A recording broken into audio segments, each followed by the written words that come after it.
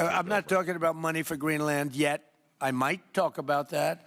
But right now, we are going to do something on Greenland, whether they like it or not, because if we don't do it, Russia or China will take over Greenland, and we're not going to have Russia or China as a neighbor. Okay?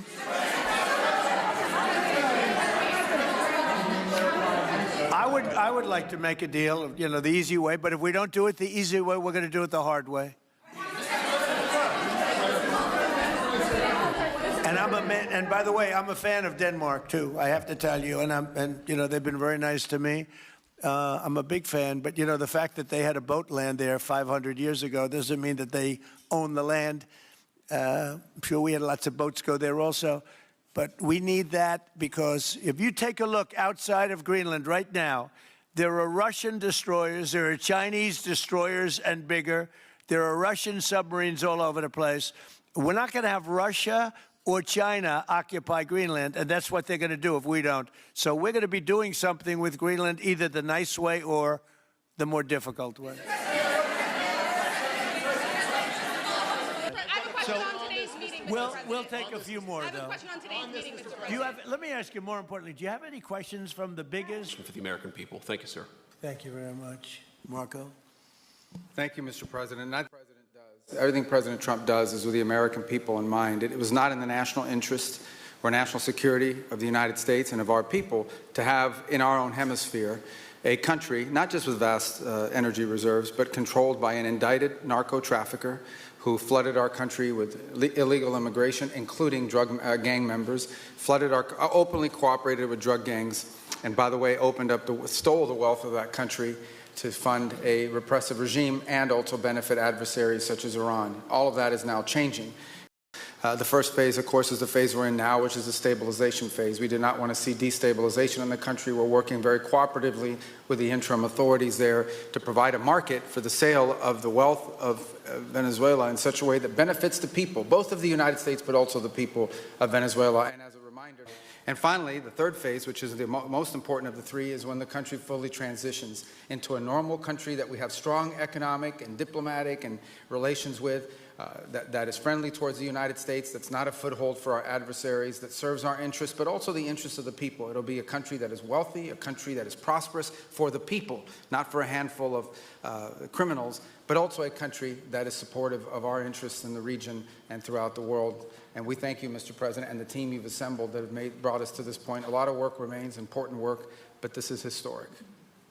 Thank you very much. Doug?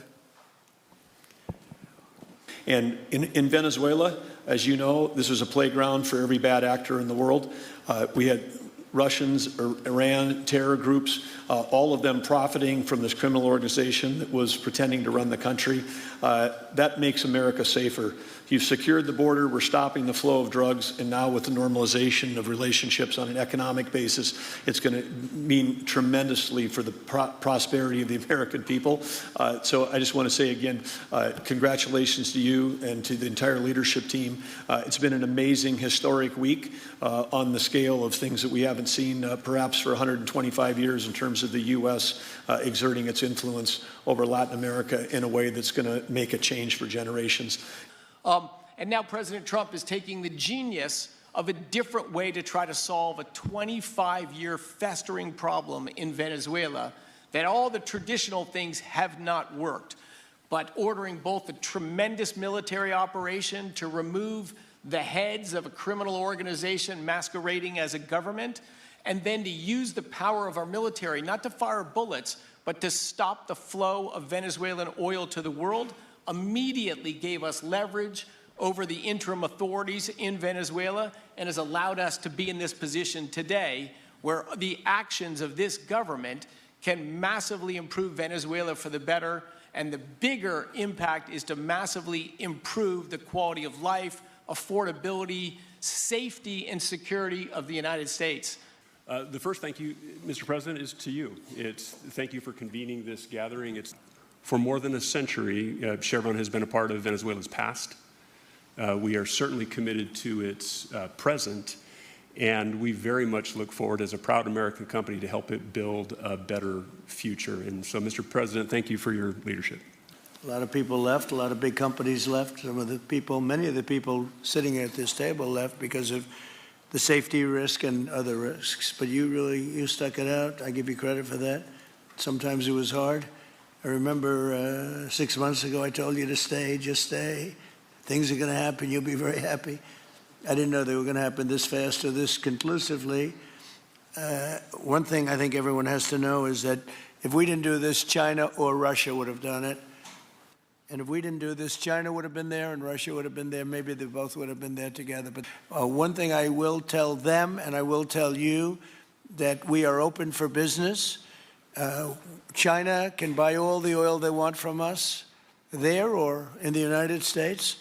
Russia can get all the oil they need from us, and they do like oil, even though they produce a lot of it. But China and Russia and everybody else is able to go, and we'll be open for business almost immediately.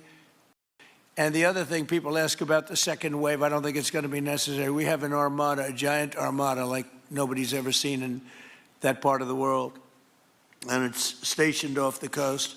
And we are getting along so well with the people that are involved and representing Venezuela that I don't think we're going to have any I don't think it's going to be necessary to do the second wave. We were planning on a second wave, but the first wave was so powerful and so good and so strong. ExxonMobil, if you would say a few words, and then followed by Conoco, great companies, massive companies. If we look at the legal and commercial constructs and frameworks in place today in Venezuela, today it's uninvestable. And so significant changes have to be made to those commercial frameworks, the legal system. There has to be durable investment protections, and there has to be a change to the hydrocarbon laws in the country. For us, we haven't been in the country for almost 20 years. We think it's absolutely critical in the short term that we get a technical team in place to assess the current state of the industry and the assets, to understand what would be involved to help the people of Venezuela get production back on the market. With the invitation of the Venezuelan government and with appropriate security guarantees, we are ready to put a team on the ground there. How long would it take you to get in there and get started? The first step, this technical team, as I talked with Secretary Wright earlier this week, we started from the beginning to put the team together so that if and when it was needed, we could hit the ground almost immediately. So we can hit the ground within the next couple of weeks. To the people of Venezuela, again, which I think is quite remarkable. As we think about the other people that need to be in this room and in this discussion are the banks, and including probably the Exim Bank, as we think about how the debt needs to be restructured and the financing to deliver the billions of dollars that are required to restore their energy infrastructure. We need to be also thinking about even restructuring the entire Venezuelan energy system, including PDVSA. And I think if we can do that and think bold, there's an opportunity to be quick, fast, and restore the quality of what's happened in Venezuela, or what's been lost in Venezuela over the course of the last 25 years. So you have agitators, and we will always be protecting ICE. Did you provide any security guarantees so that they can do their work safely in Venezuela? Yeah. And separately, Mr. President, they will have those guarantees, yes. And separately, Mr. President, I'm curious in terms of the future of Venezuela. Do you see Venezuela now led by Delcy Rodriguez as an ally of the U.S.? Is that the way that you view that country right now? Well, right now they seem to be an ally, and I think it'll continue to be an ally. And we don't have one. I will be meeting with various representatives of Venezuela probably pretty soon. We haven't set that up. But the relationship that we have with the people that are currently running Venezuela is very good. We also have a young lady that received the Nobel Peace Prize. She's going to come in and pay her regards to our country, really, to me, but, you know, I'm a representative of the country, nothing else. And she's coming in sometime next week, I think Tuesday or Wednesday, and we'll see how that is. But if she gives you her Nobel Peace Prize, will that change your view about her running that country? Well, I have to speak to her. I mean, I'm going to have to speak to her. She might be involved in some aspect of it. I will have to speak to her. I think it's very nice that she wants to come in, and that's what I understand the reason is, because Norway is very embarrassed by what took place. I mean, they're getting decimated. Look, whether people like Trump or don't like Trump, I settled 8 wars big ones, some going on for 36 years, 32 years, 31 years, 28 years, 25 years. Some just getting ready to start, like India and Pakistan, where already 8 jets were shot out of the air.